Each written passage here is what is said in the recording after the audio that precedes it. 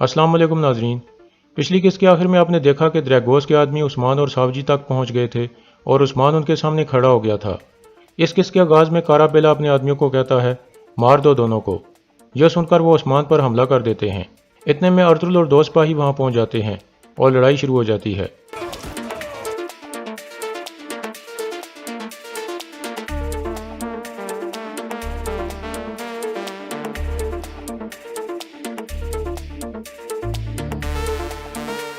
कुछ देर बाद गुंदुज भी उस जगह के करीब पहुंच जाता है और अर्तुल और उस्मान को गिरे हुए देखता है। यह देखकर वो उनकी मदद के लिए अपनी तलवार निकालता है, लेकिन इतने में द्रैगोस पीछे से हमला करके उसे गिरा देता है। गुंदुज बेहोश हो जाता है। द्रैगोस बहुत खुश होता है। इसी दौरान अर्तुल और उस्मान द्रैगोस के आदमियों से लड़ने में मसरूफ थे। द्रैगोस गुंदुज को खींचकर एक तरफ ले जाता है। इसी दौरान अर्तुल के दोनों साथी सिपाही गिर जाते हैं, जबकि उस्मान को भी एक आदमी नीचे गिरा देता है और फिर उसे मारने के लिए तलवार हवा में बुलंद करने लगता है।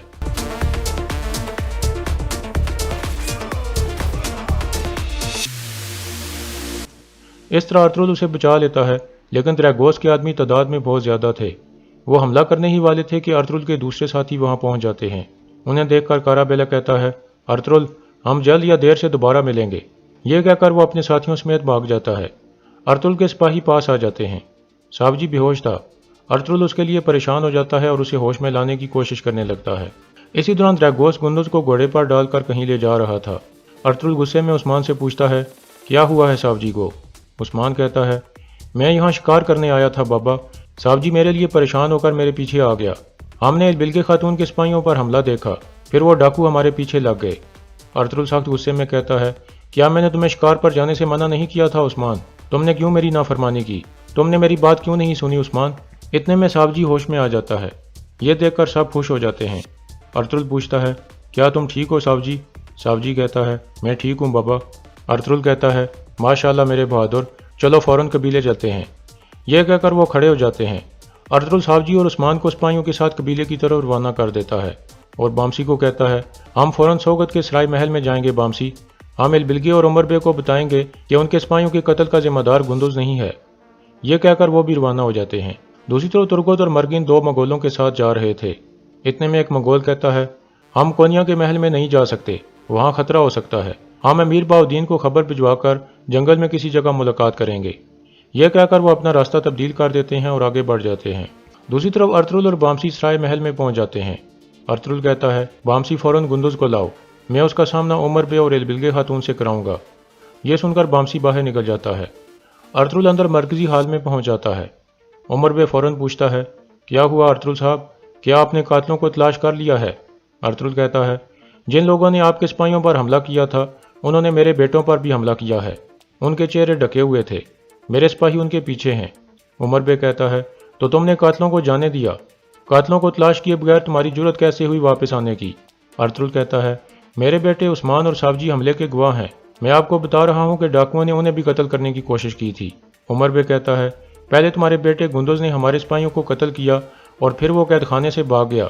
मैं तुम्हारे झूठों पर यकीन नहीं करूंगा अर्तुल। अर्तुल कहता है, यह क्या कह रहे हो उमर साहब, गुंदुज कैसे कैद खाने से भाग सकता है?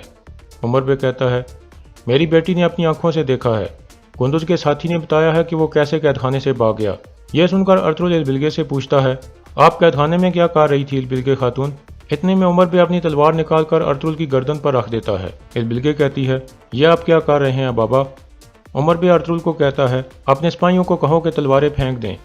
अर्तुल मुस्कुराता है और फिर अपने सिपाहियों को तलवारें नीचे करने का कहता है। फिर उमर बे अपने सिपाही को कहता है, दरवाज़ा बंद कर दो।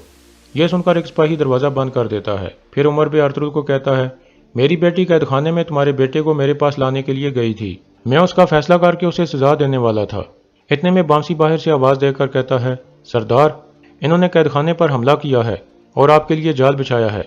फिर उमर बे कहता है, या तो तुम सिपाहियों को हुक्म दोगे कि वो गुंदुज को मेरे पास लाएं, या फिर यहाँ से तुम्हारी लाश जाएगी। फिर उमर बे अपने सिपाहियों को कहता है, इसकी तलवार ले लो।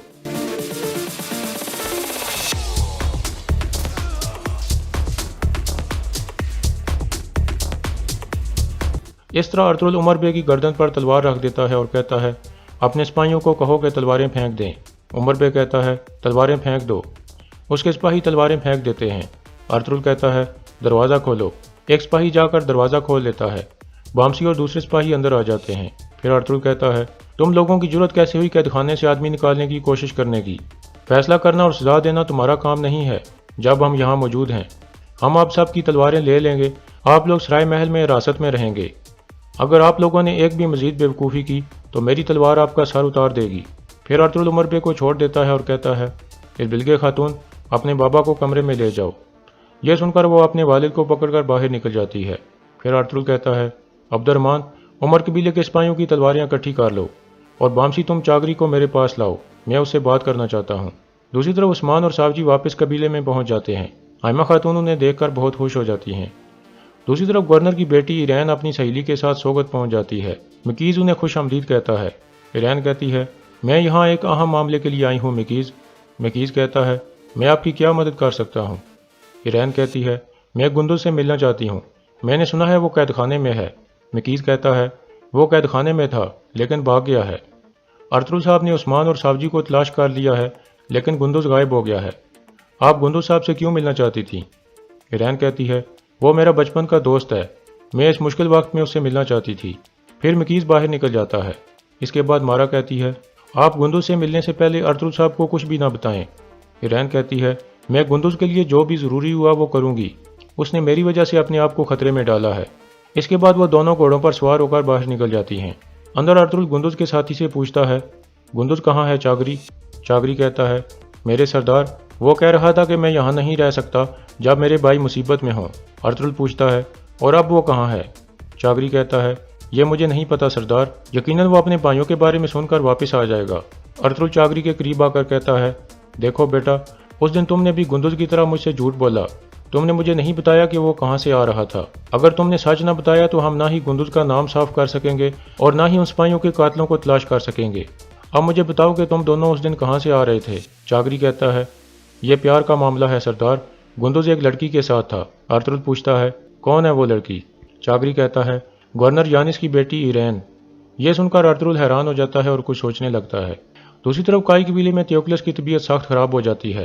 تیوکلس کی بیٹیاں سخت پریشان ہو کر رونے لگتی ہیں۔ تیوکلس اپنی آخری سانسیں لیتے ہوئے کہتا ہے، خدا تمہارے ساتھ ہو میری بیٹیوں۔ اتنے میں وہ فوت ہو جاتا ہے۔ اس کی بیٹیاں نیا اور ایودوکیا رونے لگتی ہیں۔ اسی دوران دراگوس گندز کو ایک غار میں لے گیا تھا۔ لئیس کہہ رہا تھا، ارطغرل کے بیٹے گندز کو اغوا کرنا ایک بڑی کامیابی ہے۔ دراگوس کہتا ہے، یہ کل تک یہیں رہے گا۔ پھر دراگوس اس کا خنجر نکال کر کہتا ہے، یہ خنجر نہ صرف اس کا خاتمہ کرے گا بلکہ اس کے باپ کا بھی خاتمہ کر دے گا۔ میں رات کو اس خنجر سے عمر بے کو قتل کر دوں گا۔ میں نے گندز کو بے ہوشی کی دوا پلا دی ہے، لیکن جب یہ ہوش میں آ کر سوگت پہنچے گا تو یہ عمر بے کا قاتل بن چکا ہوگا۔ پھر دراگوس کہتا ہے، تارا اور کارا بیلا، تم دونوں مکیز سے بات کرو۔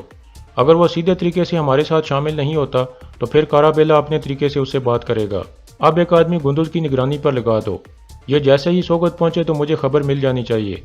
میں اس بات کو یقینی بناؤں گا کہ بلگے خاتون اپنے بابا کے قاتل کو پکڑ لے۔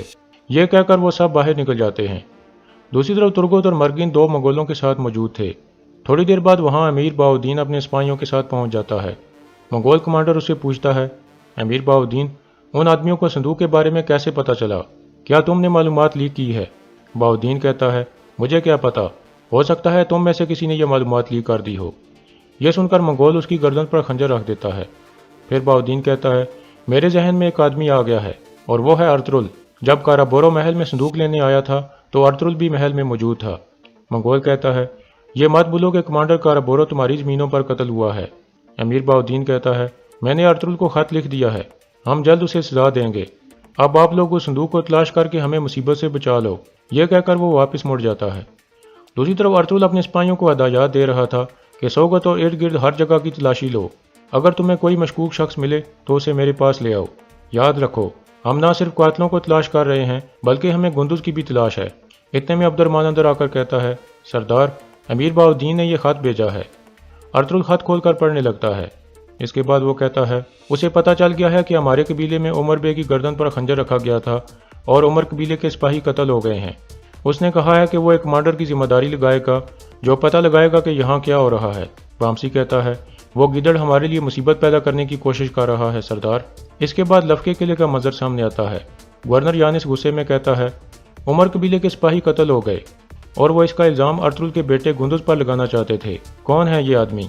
लईस कहता है, मैं नहीं जानता हुजूर, हो सकता है ये मामला दोनों कबीलों के दरमियान हो। गवर्नर खड़ा होकर कहता है, बकवास मत करो लईस, चाहे कुछ भी हो जाए, काई वाले कभी भी इस तरह का हमला नहीं कर सकते।